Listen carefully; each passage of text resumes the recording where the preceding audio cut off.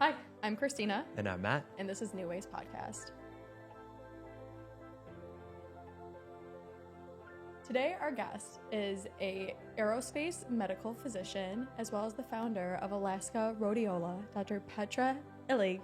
Thank you for being here with us. It's my pleasure. Thank you for inviting me. Yeah, we're so happy to have you all the way here from Alaska. You came from Anchorage, right?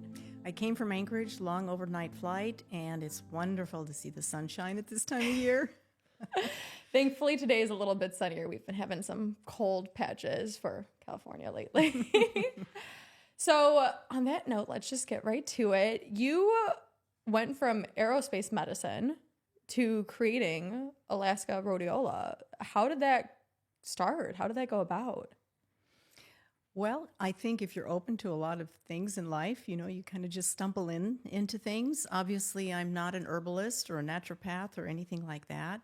So it was a bit of a stretch for me to go from something as clinical and square, right, as aerospace medicine to something like a botanical product. But it happened because I was reading years ago in a science magazine, Science News to be specific, and there was this really interesting article about Rhodiola rosea as a plant that had been used by northern people. And living in Alaska, I was very interested in native herbal medicine of the north.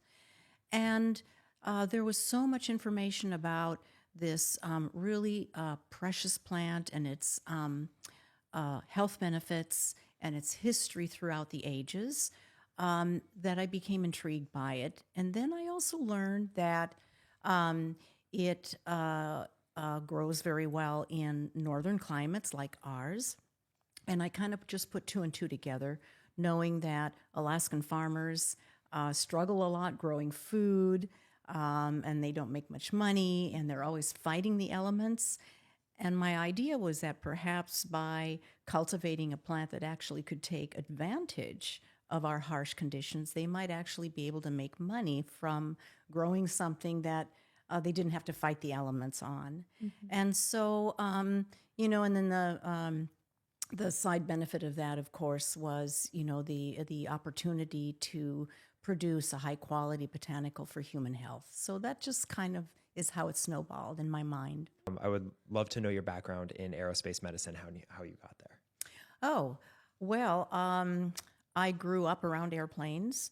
And so when I decided to take flying lessons that happened to occur while I was in medical school, I would not recommend going to medical school and getting your pilot's license at the same time. But that kind of helped me fuse those two concepts. However, my first half of my career, my first 15 years, was as an emergency medicine physician. So, and I kind of just did a little bit of flight medicine on the side.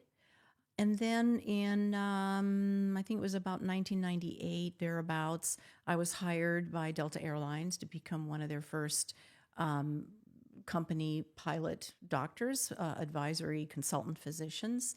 And so I switched pretty much out of emergency medicine into aerospace medicine. It's called aerospace medicine because it's such a broad specialty. But I'm really more on the civilian side, on the aviation part, although I have some interest in the space medicine piece regarding commercial space travel and, normal people, non-professional astronauts who might want to go flying and the medical conditions that they might be facing in space. So that's always been a side interest of mine. That is incredible. So had you done work at all? So besides Delta, did you do anything with NASA or? No, not directly. Some friends of mine who also have expertise in various aspects of aerospace medicine, and I formed a company called Space Medicine Associates, where we were hoping to be consultants to companies or individual potential commercial space tourists to know what they needed to understand or what medical conditions they might need to work around if they were going to, spend a lot of money to go into space. You don't want to spend a lot of money and then get sick or injured. In the meantime, though, most of these companies develop their own medical departments. So we were a little bit on the leading edge, but nobody really hired us. They have their own internal companies, but my interest is still really in there. So I would love to go to space, but that really requires a huge financial investment, right? Yeah. I mean, what a beautiful like background though to start something so incredible, and then from shifting, like you said, from this very square like career Right. into what you're doing now, which definitely does not have the same borders. Doesn't have the same borders, but to me, the continuity is interest in human health, right? Whether it's taking care of chronic diseases or acute diseases, which you frequently find in the emergency room. It's a continuum. We are biological creatures, and we're part of an ecosystem, and we're always trying to stretch our boundaries. And, it's all part of, wellness and trying to stay out of trouble. Yeah. Yeah, because I feel like when people hear that Aerospace medicine to now creating this tincture, when I first saw that, I was like, that's amazing. Well, I always say how we're multifaceted humans. We continue to learn, but they are kind of on the same realm of human health. So what I'm kind of hearing also is you stumbled upon this medicinal herb and Yes. ran with it because it Right. spiked your interest. Right. So it's like so many things in life, if it's the right thing at the right time with the right people, it kind of just develops, and it has its own momentum. And that's exactly what happened. I had no idea 15 years ago when this idea popped into my head to see if we can actually grow this in Alaska, that by, 15 years later, the previous resource for botanical companies of rhodiola, which is has been wild harvest. Literally, the villagers in the mountains of Russia and Siberia and China, they would literally go up in the mountains with their shovels and pitchforks and dig up these plants, and you kill the plant because it's the root that you use.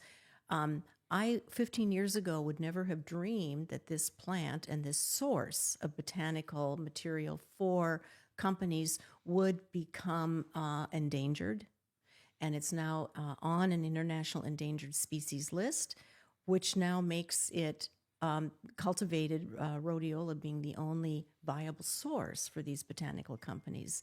15 years ago, I had no idea that this would happen, right? So now cultivated rhodiola is really the only way that companies are going to be able to get this material. And we're already, developing those processes. That's incredible. Yeah, I mean, that's what I mean. It was sort of like, here I am in a cabin in the middle of the winter catching up on my science news, and this article pops up. And as I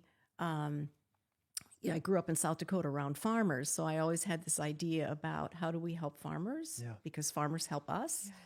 I thought, well, gee, I wonder if we can grow this in Alaskan farms. And then, it likes it. And then all of these things just kind of came, together.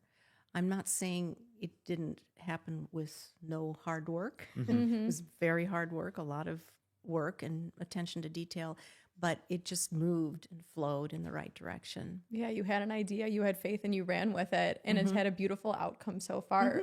So are you actually one of the only companies that grows it the way that you do, or are there others now? Because you said it was wild harvest. We're not growing Yeah. it. We are working with the farmers. Okay. I'm educating the farmers.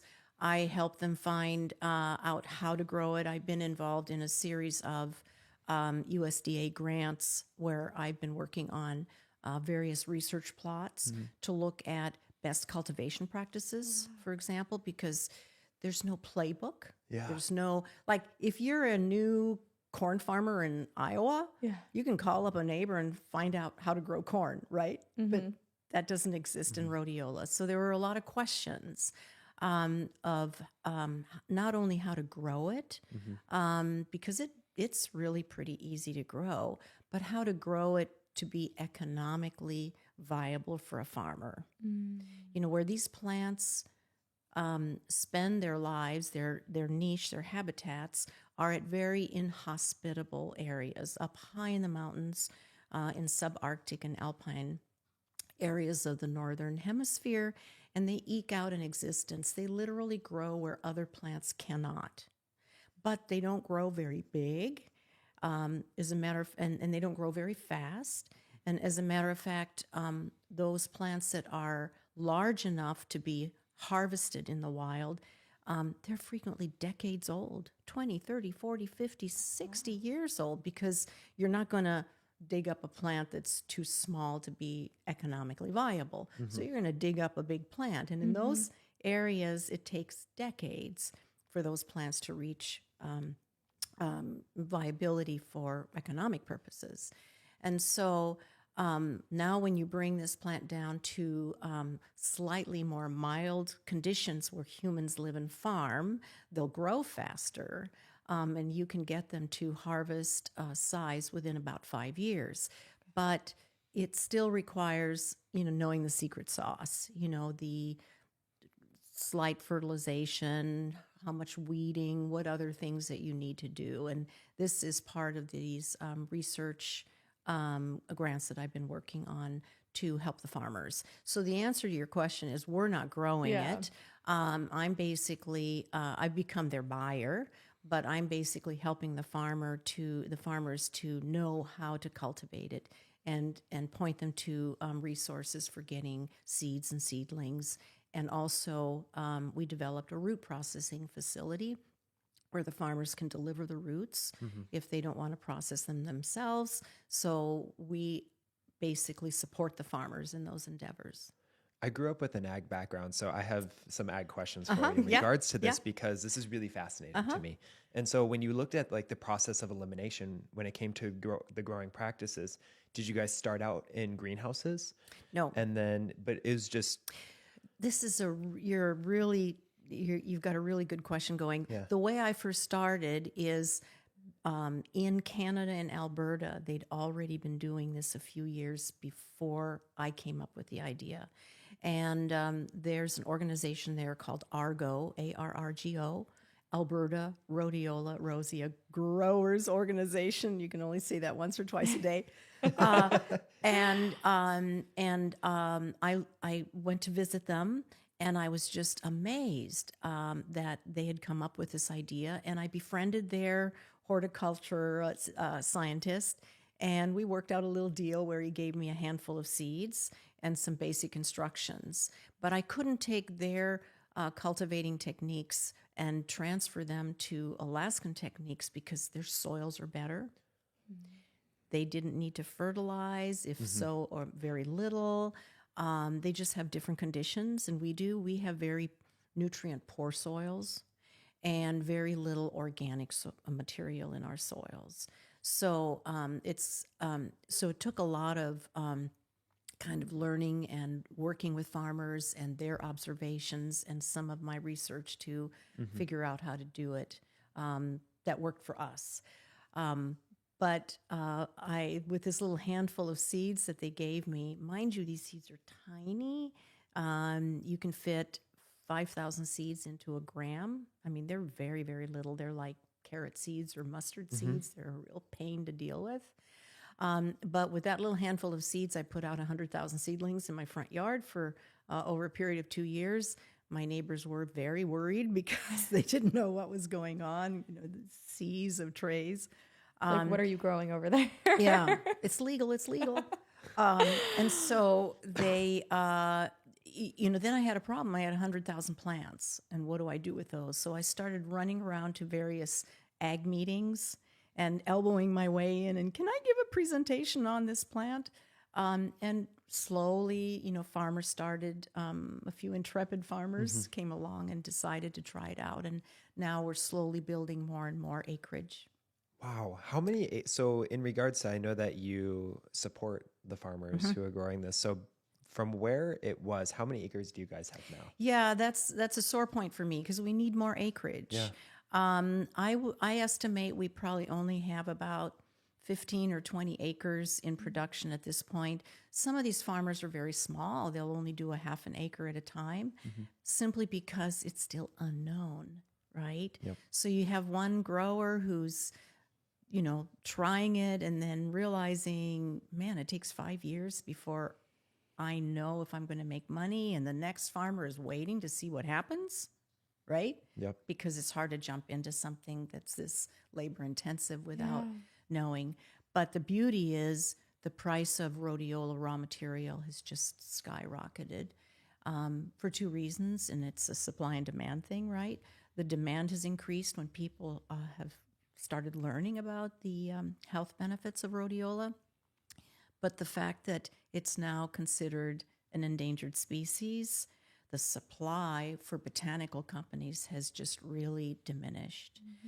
And if I may digress a moment, I had an aha moment a few years ago. At that time, I was acting as a broker for the growers. I was connecting them to botanical companies of the appropriate size, because most companies I get calls from, you have like 10 metric tons of dried rhodiola. 10 metric tons? Are you kidding? No, we maybe have 500 pounds. Yeah. But the big botanical companies, they can't get their hands on this material right now. So I would connect the growers with a botanical company that met their size. And the first couple of years, it was we were selling it for about $20 a pound, which was already twice as high as Chinese poor quality rhodiola, but they knew what they were getting. And one day I was bagging up, like 400 or 500 pounds of dried root. The farmer was happy. He got, a check for 10 grand.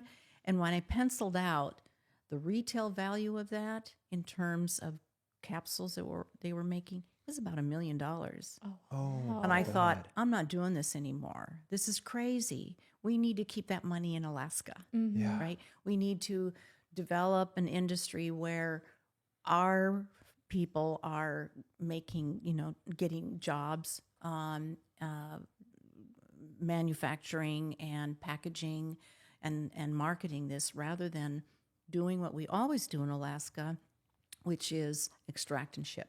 Yep. So I took it upon myself to then try to develop a formula. I literally turned my living room into a, formulation research facility.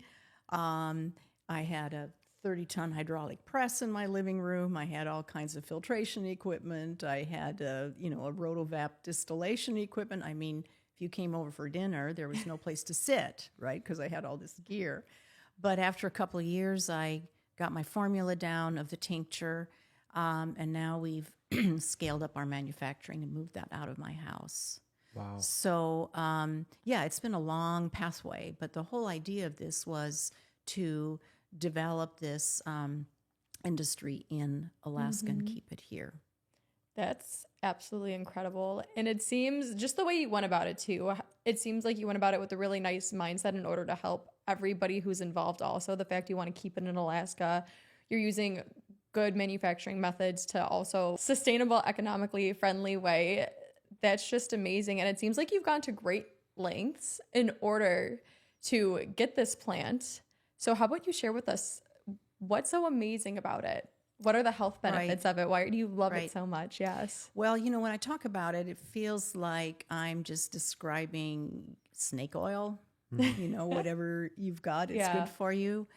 So traditionally, from a traditional medicine perspective, indigenous northerners used it originally primarily for its ability to improve mental focus and physical stamina. So it was used mostly by athletes and warriors. It was actually considered a Viking warrior secret.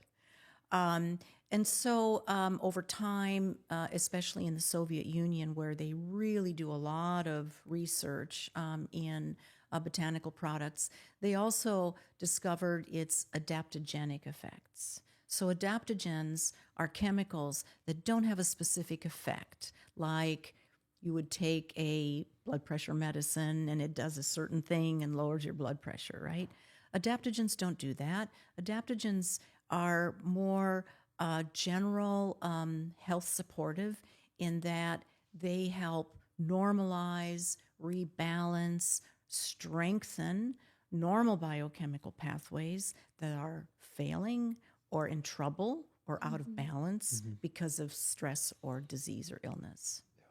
And so I get a lot of different responses. You know, some people tell me, well, it doesn't do anything for me. And my point to them is, well, then you don't need it, right? Yeah.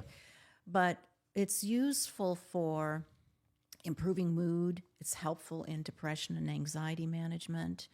It helps with ADD, ADHD. It helps with immune system modulation. So it's kind of like, you know, snake oil, whatever is wrong might help you with. And the beautiful thing about rhodiola is that it's non-toxic. Yeah.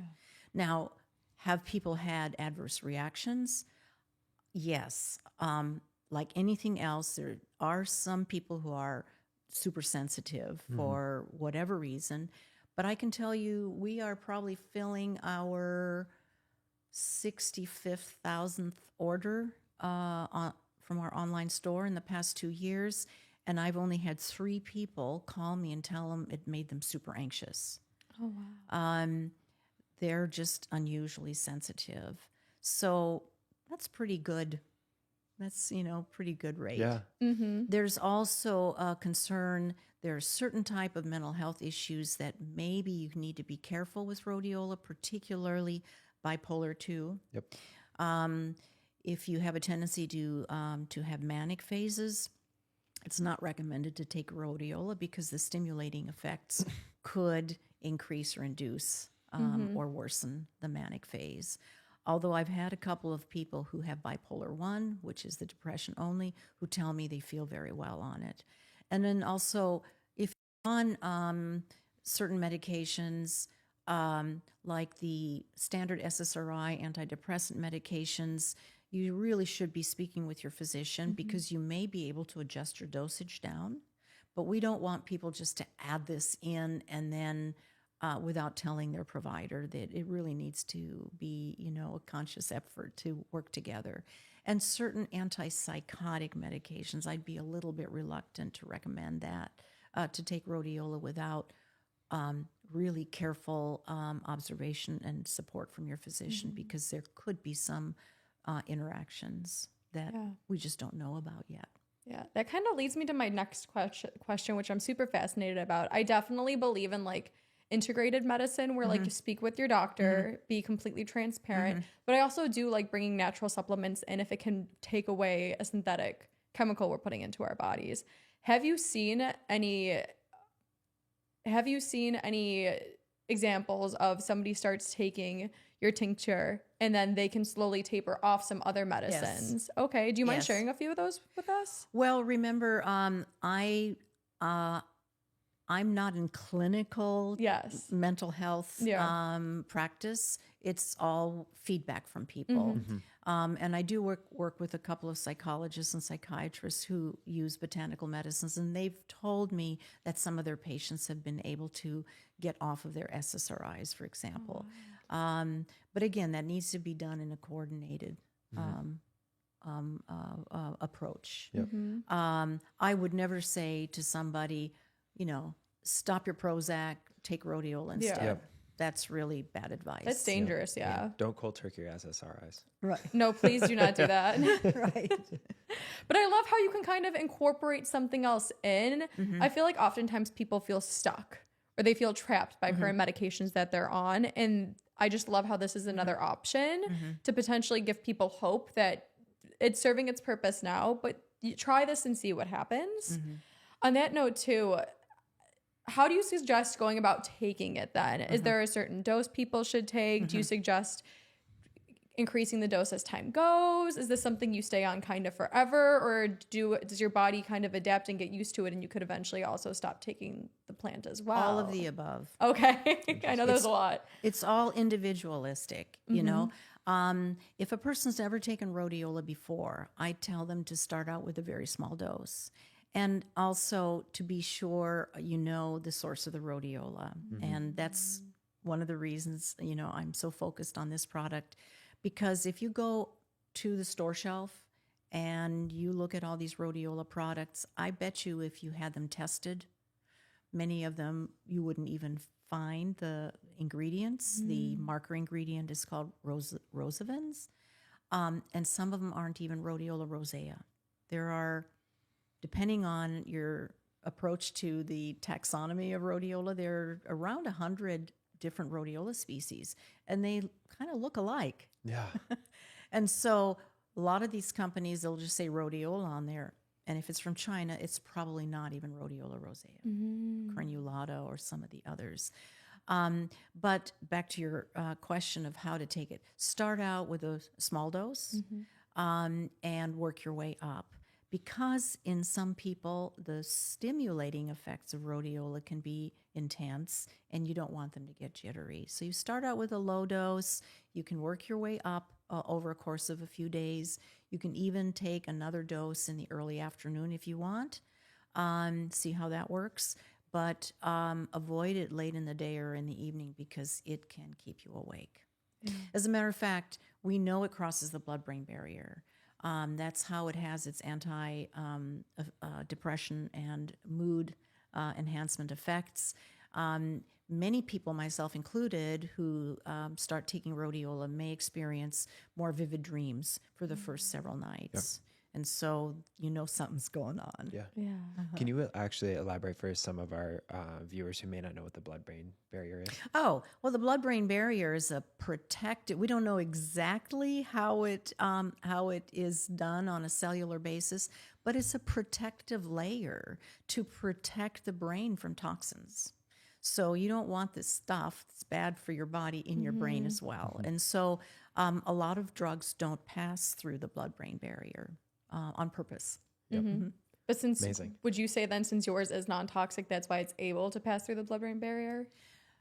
I don't think I would put it that way. I think it's effective because it crosses the blood-brain barrier. Yeah. So besides just completely then, I mean, obviously everyone just go buy their product instead of putting yourself through the which one should I pick. But what can people look out for when looking to buy this type of plant medicine? Well, in general, for any botanical, in this country, botanical, dietary, and herbal supplements are not regulated, right? The only regulation is that the FDA requires that what's on the label is true. But nobody runs around from the federal government testing this stuff to make sure what's in the bottle is actually what is being advertised. So you have to trust your brand. And then when you want to trust your brand, how do you know really where it came from? Yeah. I would recommend anybody who's interested in this topic to get a book called The Business of Botanicals by Anne Ombrecht.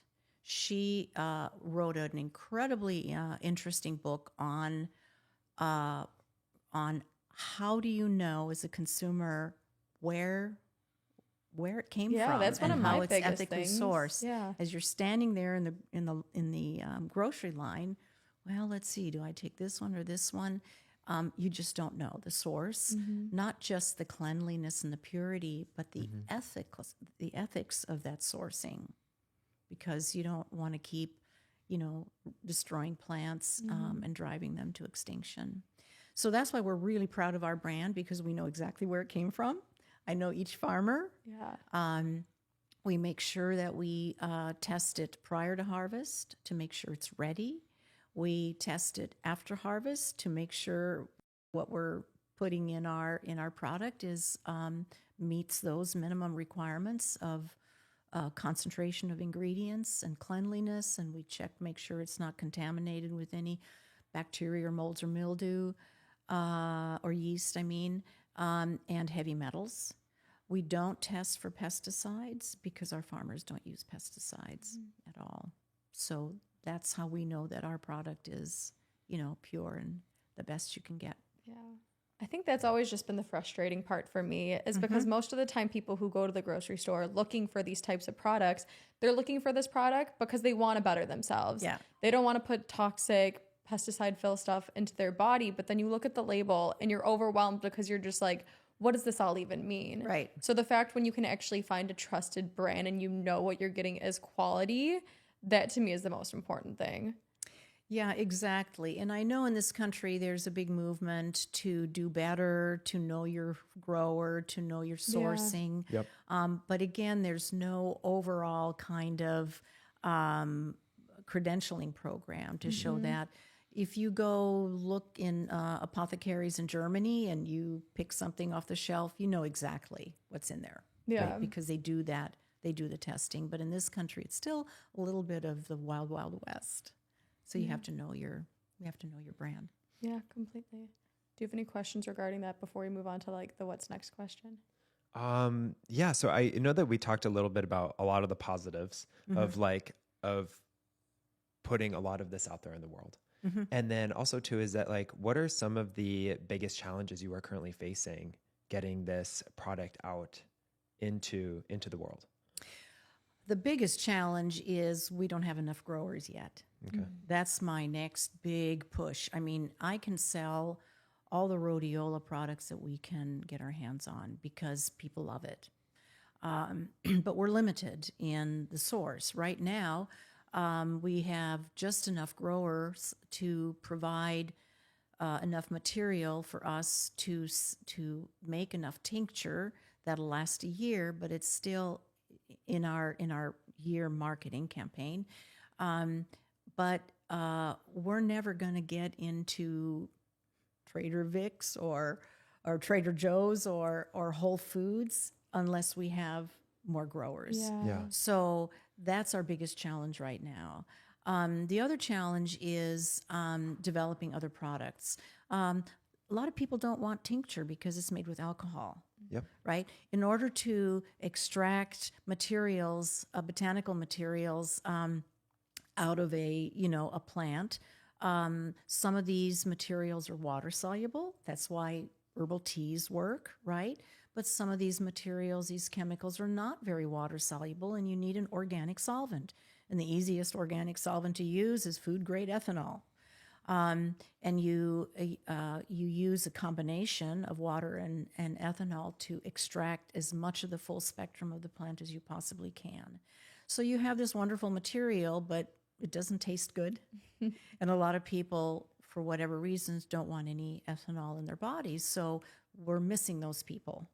And so the next step we're doing is we're, as we speak, building an extraction facility to take this tincture and distill off the ethanol, distill off most of the water, and then get the rest of the water out either with a spray dryer technique or a freeze drying technique. We're still working out those details, but we're trying to get down to a dry powdered extract so we can know what each batch is, the amount of ingredients it contains, so we can start building up a capsule in a standardized dose. Amazing. And in that way, you can reach a lot more people and clinicians and have a lot more confidence because they know what the dosage is.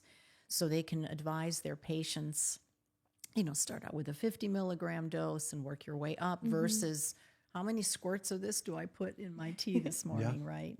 And so it kind of shifts it a little bit from tincture, which is wonderful, but it's kind of still a little bit of hippie medicine, right, to more of a standardized clinical formula. And then with a dry powdered extract, you can also make other products. You can do it for sports supplements. And the area I'm really interested in exploring is skincare. So rhodiola is used in the Soviet Union or in Russia very heavily in women over 40 because it has anti-aging and anti-wrinkling effects and wound healing effects. And so we would love to, get into that market. But again, that goes back to problem number one, needing more growers, needing more farmland. Yeah. And so it's kind of like a slow process to build this up. That's incredible. Yeah, I was gonna say, putting in like the beauty market. As much as I want to say everyone cares about their health, a lot of people are like, "Give me something anti-aging." What? Yeah. So yeah, I just think that's beautiful how you want to expand and grow like that. And also, I know you were talking about putting them in capsules to making it just more. Exactly what's in there versus the droplet. Do you still work in a typical like clinic setting when it comes to your MD? So my day job as a Yes. physician is just in aviation medicine. I don't take care of sick people anymore. Basically, I do medical exams for pilots for their FAA medical certification. I was going to say, would you, if you were, or do you recommend this to like some of your patients that come in, or have you seen other doctors in clinic settings offering this to patients? Yeah, some of the psychiatrists and psychologists in town, and a lot of the naturopaths in town, are really interested because, funny, a naturopath once told me that when she went to school, she was told rhodiola is an incredible herb. Really? It's so beneficial, but really don't recommend it very often because it's so rare and it's being threatened to extinction. And so it probably hasn't been used as much by clinicians as it possibly could, simply because of that idea, just save it for really, really bad cases. Yeah, because the access to it. I have feedback from various physicians who tell me this, but again, I don't really work in a clinical medical practice anymore, but I do. Many of my pilots take it because they're exhausted, they're stressed, and they work the backside of the clock all the time. They're on circadian disrupting cycles. And they tell me that it helps them. And some of them also, when they're like studying for their upgrades or they have to go into a new airplane and learn the whole new systems, rhodiola helps them with the focus. So in that setting, I do use it. But again, in my current practice, it's not a clinical diagnostic treatment practice. Yeah, but I just love how other physicians are, especially around your area, are open to using it. Because as much as I would love for our communities to kind of gain more knowledge themselves, or like go out looking for information versus just trusting everything they hear through like the internet or even through their doctors. Like, I wish people took their own medical and physical health into their own hands. People will argue, I don't have time. It's hard to find trusted, reliable sources. So if we can kind of get this with physicians, so people go to their doctors, because people trust their doctors for the most part. If we can get other doctors to kind of recommend this, I feel like that just kind of cuts out the fat in a way. People don't have to go looking for it, doing all this research. A lot of people trust their doctors. If more doctors are opening to mentioning this to their patients, I just feel like that could be game changing. Well, it can be game changing. There's a lot of resistance, of course, in the traditional medical community, simply because we don't get this kind of training, right? We kind of like compartmentalize, here's an herbalist, and here's a cardiologist, and here's a gynecologist. We don't really, we live in this sort of compartmentalized world. But on the other hand, it's also really difficult to know everything. It is. And the trust, and the trust is, patients do trust their physicians for the most part, but there is also this anti-establishment movement. I wouldn't go to a Western doctor. I don't trust big pharma, when there is so much science and research that tells you statins lower your cholesterol, your bad cholesterol levels, and you're less likely to have a heart attack. What's wrong with that? So in my world, I try to explain to people it's not one or the other. It's both. It's my both. Opinion, It's both. But you also have to understand that in herbal medicine and botanical medicine, it's really difficult to do well-designed, scientific, double-blind clinical trials. If you make a chemical in the lab, let's say, a blood pressure medicine, every time you take that chemical, it's the same, right? It comes from a lab, it's got a formula, and you can use this and do a double-blind study for effect. But if you take plant material and grind it up, it's not a standardized sample. And so it's really, really difficult to do those kinds of studies in the world of botanical medicine. And that's where a lot of testimonials come in, and my grandmother used this, and it kind of gets muddy and mixed up regarding good data to tell you, what's effective and what's safe. Yeah. Well, I'm just excited too that we are starting to explore it more, because any type of medicine, regardless if it is a pharmaceutical or a plant medicine, at one point somebody had to start researching it, right? Like we had to start collecting data. So that's why I get super excited when I find products like yours, because you're doing the research, you're finding out how it can help people. And yes, nothing is always like perfect or one set way to fix all. But the more research we get and the more we start making things readily available, and it makes me hopeful, like new innovations in medicine. Right. And there are ways of doing this from the ground up. For example, I mentioned earlier today Dr. Mahtab Jafari at the University of California, Irvine, who is a pharmacy professor there. She has an anti-aging lab. She uses primarily fruit flies, Drosophila melanogaster, to determine effects of various botanicals. And she looks specifically for what's called increasing health span. Health span is not just living longer, but living healthy longer. And after many years of trying various drugs and botanicals, she discovered that Rhodiola rosea increases the healthy lifespan of the fruit fly by 25%. And so people will ask, well, why would I want my fruit flies to live longer? Well, no, we share a lot of genes with them, right? Really? We share a lot of disease genes with fruit flies. And so it's a really great way to kind of get an indication that something is going on here. Yeah. And she's taken some of this other research in rhodiola also to mouse models, and has found that there's positive effects using rhodiola in carbohydrate metabolism, and therefore might be helpful in diabetes management. So a lot of animal studies can give you directions. Yeah. But again, she needs to make sure that the source of her rhodiola is good, because it can be very variable, and you want to maintain the same kind of sample integrity as you go through your studies. Yeah. I keep saying that's incredible. I just love this stuff. But so besides the capsules and hopefully gaining more land and access to resources to start producing this on a more massive level, what else do you have planned for Alaska Rhodiola? Oh, gosh. Where do you want to go? Well, what's the biggest dreams? I would really like our product to make I'll tell you my 3 goals. Maybe this is a good time for that. First goal is to put money into the pockets of Alaskan farmers, right? That is really important to me, because farmers struggle really a lot growing food in a state where, the conditions are very harsh.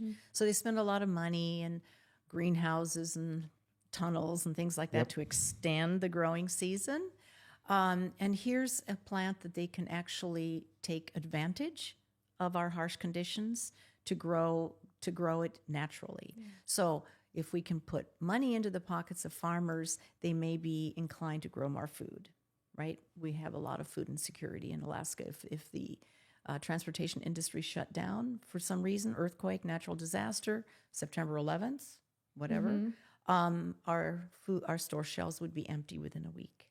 Okay, so we need more food that we grow. So by putting money into the pockets of farmers, by giving them a high quality, economically viable plant, is goal number 1. Goal number 2, especially with protecting the species from extinction, we'd like to produce the highest quality cultivated rhodiola on the planet, and we're learning how to do that. And number 3, I'd like to build an entire industry in Alaska based on this plant, like what I learned. Don't ship it out, and have all these other people, taking our product and running with it.